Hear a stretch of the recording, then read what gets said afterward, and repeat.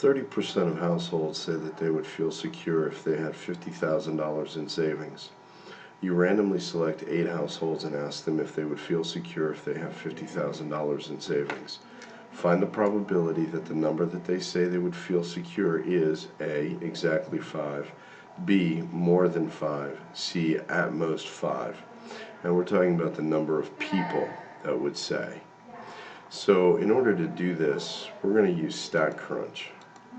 And you should be able to access StatCrunch from the menu that says question help in each one of the problems. So in order to do this, we're going to use a binomial calculator. So you will left click Stat and you'll highlight calculators, and then you'll highlight and left click binomial. And you'll notice that this brings up a calculator.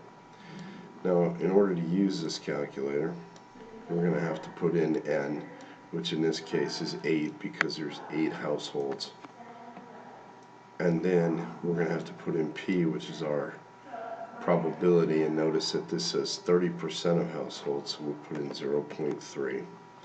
We want this to be exactly 5, so we will go ahead and click equals, type in 5, and you don't necessarily have to click compute because it will do it automatically for you. And you will end up with a probability of 0.04667544.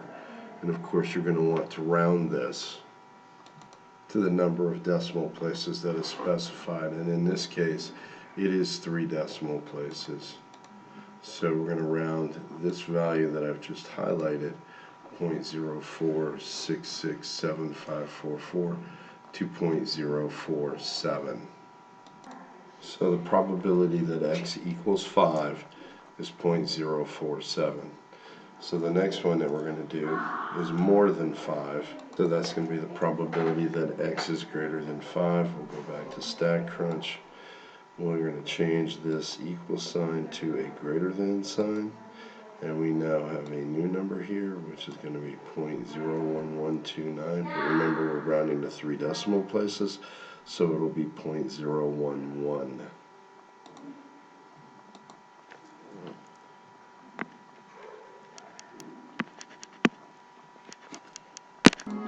0.011, so we have the probability of x is greater than 5 is equal to 0.011.